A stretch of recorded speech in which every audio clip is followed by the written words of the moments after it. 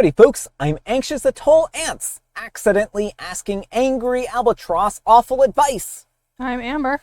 And here are more angry albatrosses to ask for advice from. So they told us to go take a long walk of a short pier, and so not very good advice.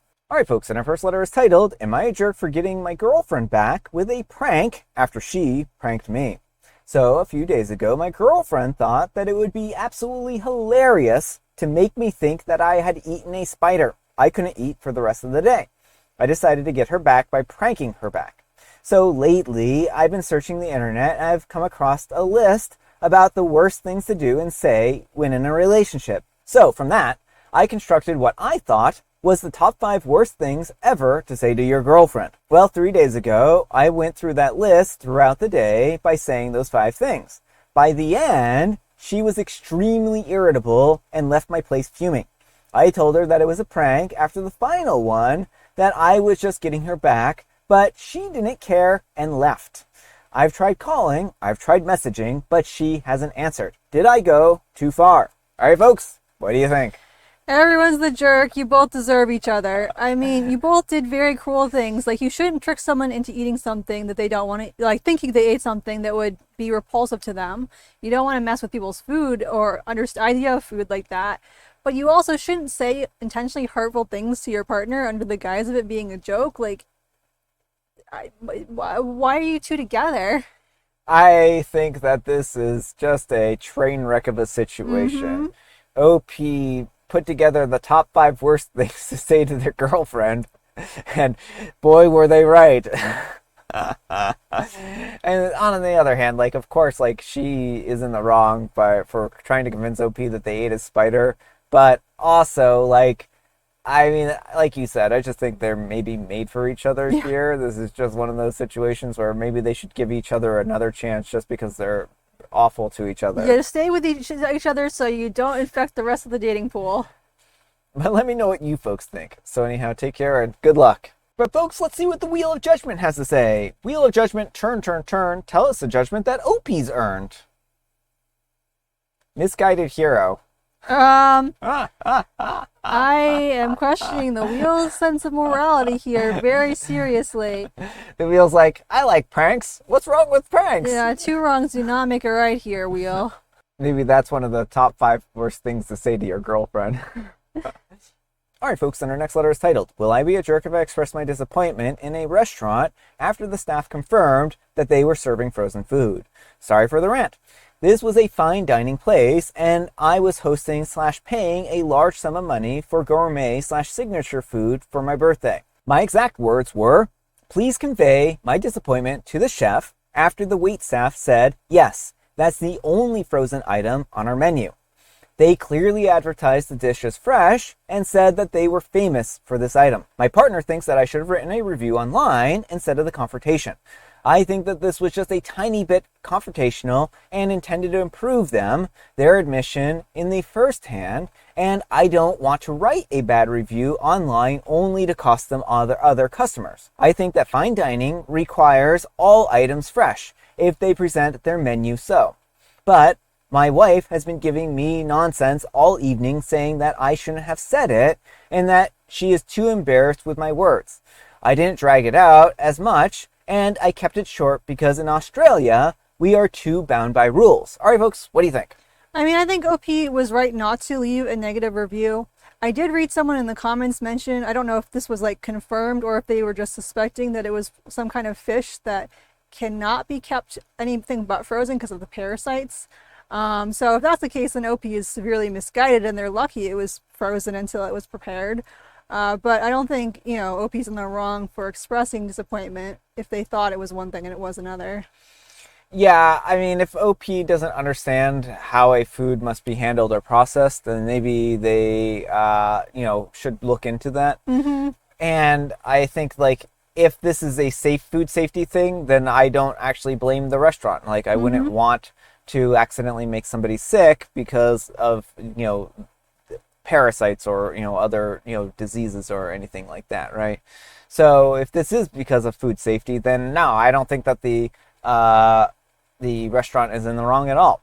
But if that were the case, then I think that the restaurant should have explained that to OP in the moment, saying, "Oh, you can't get this fresh because this is a matter of health safety."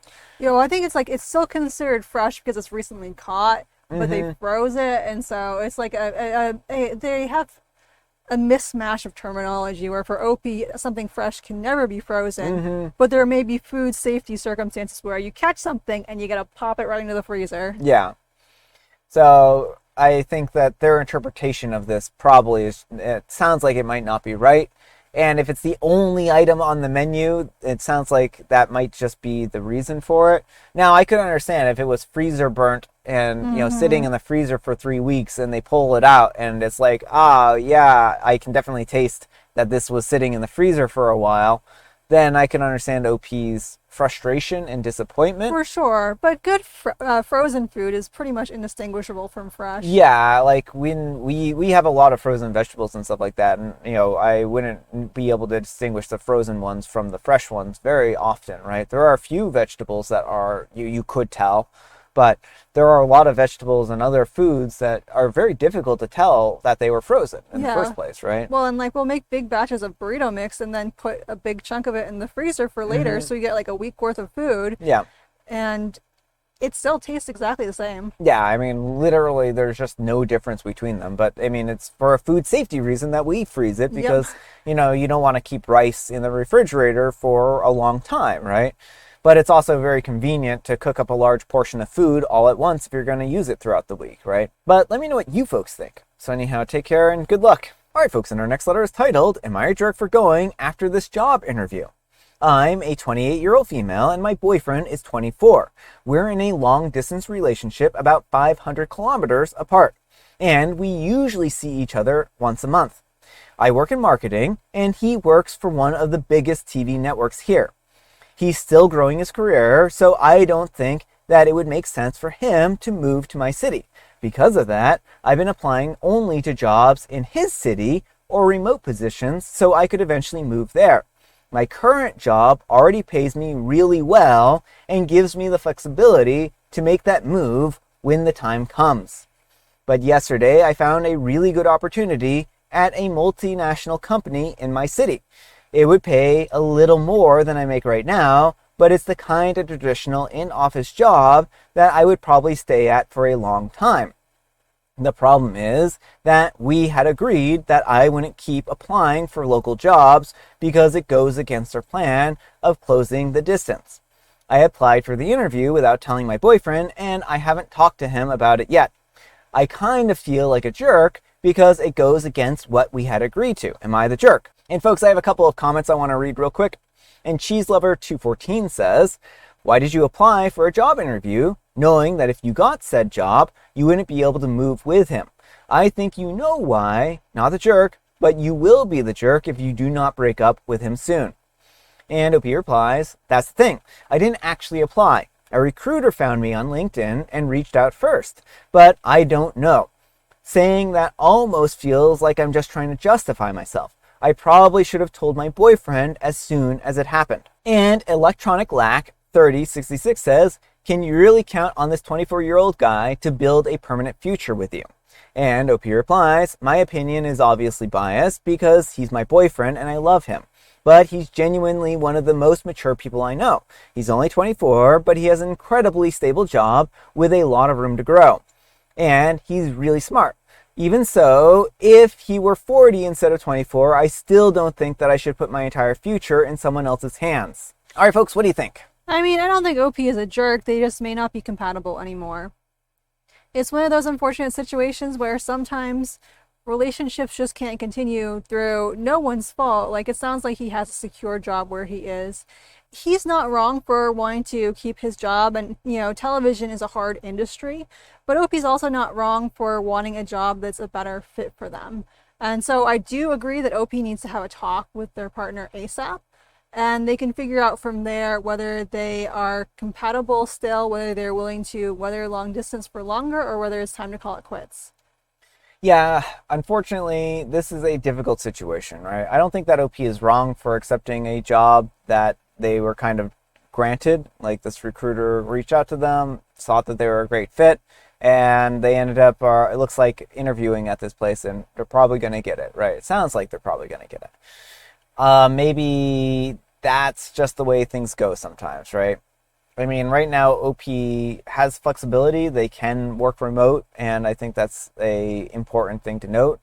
But my question then is, well, if OP can work remote and has the ability to move, why haven't they pulled the plug and moved, or whatever expression I'm looking for here?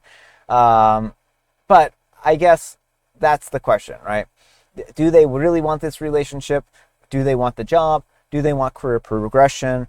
If this is like a golden opportunity that's going to give them a lot of security, and it sounds like they also want this job because of the security, it sounds like this is something that they can do forever, then, I think that's really the decision you have to make at that point in time. Do you want the boy? Do you want the job, right? Right. And it's also important to note that there's no reason why either one's job should take precedence over the other necessarily. Yeah. Like, from what I understand, TV is probably harder than marketing to get a job in, so it may be harder for him to relocate, and that is something to consider. Yeah. But that does not mean that OP has to prioritize his career. Yeah. It's perfectly fine, again, to walk away and take the job. Well, I think so too. And I think, they're also making a lot of decisions for him. Like, he may decide that he really wants to be with OP, and that it's okay that she takes this position, right? But I do think that if they are working on this, that this is something that they should talk about together. And I think that is going to be a very challenging conversation, no matter under the best of circumstances. But let me know what you folks think. So anyhow, take care and good luck. All right, folks, and our next letter is titled, Am I a Jerk for Allowing My Friend to Visit Me in the Hospital After Surgery? A few years ago, I had an intensive surgery that required a week of recovery in the hospital. Before surgery, I asked my wife if she was okay with my friend who would be stopping by. Normally, I wouldn't ask such a thing, but she, at the time, didn't like this friend. So I wanted to be cautious on a visit. She said that it was fine multiple times. I also invited my direct family, 8 people, on surgery day. Only my wife and brother showed up. A few days later, my friend stopped by for a short visit, 30 minutes, to see how I was holding up. We chatted for a bit and then he left. Skipped to yesterday, and my wife told me how disrespectful it was for him to visit. That major surgery is reserved for just family members. That if she gave birth, her best friend wouldn't be there anytime during that and would just visit her after she got out. I told her that I would allow any of my friends to see me after surgery. Again, days later, not the same day. If I had other friends, as at this time I lost pretty much all my friends, we drifted apart for some, betrayal for others. I told her that I was happy that anyone showed up, that I invited my whole family and they, as usual, couldn't be bothered to show up. That if I was still friends with my old friends, I would gladly want to see them afterwards too. And I would do the same for them. But she insisted that I and he are disrespectful for that, and that I should have read the room when I asked her if it was okay, and told him no. Am I the jerk for having a friend see me after surgery in the hospital instead of just direct family members? All right, folks, what do you think? No, not the jerk. Unless he's committed some grievous offense, like he's a professional puppy kicker or something, there's no reason not to have him there. I understand he may not be the wife's favorite person, but this is not about her. This is about OP and OP's comfort. If she doesn't want family members or friends seeing her after a major surgery, that's fine. But what matters is the individual patient. OP is not his wife. He has different preferences, and those should be honored. You can have anyone who's a comfort to you visit you during the hospital. And it's really offensive for the wife to say only family should visit when it sounds like a lot of OP's family members are not very compassionate, supportive people. Not everyone has a supportive family, and friends and community members can be a huge support network and just as valuable as your blood relatives. Yeah. So I don't think that OP is in the wrong here. I think the wife has some very, she is applying her comfort as a rule to OP, right? It's okay for her to have comfort levels with people that she wants to see. Well, that's perfectly fine. But she can't dictate what OP is comfortable with. If OP wants their friends there, then OP can have their friends there. It's not disrespectful. Who is it disrespectful to? I think that's the question that OP needs to ask. Well, and that's the thing, is like it's the wife thinks it's disrespectful to her, but it's not disrespectful to her. Like, it doesn't even sound like she was in the room at that time or anything. And even if she had been, like, it's still fine to have other visitors. Yeah. But this whole idea that it would be better to leave OP alone in the hospital than to have a friend visit is just so ridiculous. Yeah, it is. So I think that OP is not wrong here at all. I think the wife has some unrealistic expectations, and that she hopefully can go into therapy and kind of work on these controlling behaviors, because this isn't good. And I think maybe they need to go into couples therapy as well to kind of sit down and work on communication, because I just don't see this as being healthy communication, right? Especially since she can't tell OP directly these things, right? OP was supposed to magically infer through the crystal ball. That's another point too, is like she had explicitly told OP, and then it's like, well, no, you should have known that this offended my sensibilities. Yeah. So there was no winning here. There was no winning for OP. OP is not a mind reader. They can't tell what she's thinking. And even if OP could tell what she was thinking, it's still not her place to tell OP who can and can't visit him while he's at the hospital. But let me know what you folks think. So anyhow, take care and good luck. All right, folks, it is tea time. Grab your beverages of choice. I've got some tea right here. And Amber, she has a joke. Why don't basketball players go on vacation? Well, probably because they're too dedicated to basketball. I mean, if they go anywhere, then basketball follows them. It's like that old, old like logic question.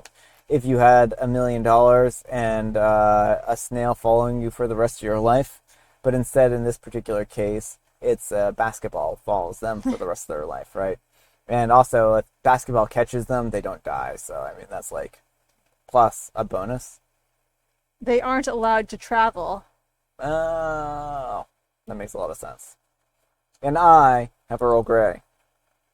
And folks, today is a very special day. It's Frozen Food Day. So make sure to go find yourself some frozen food and eat it frozen. No.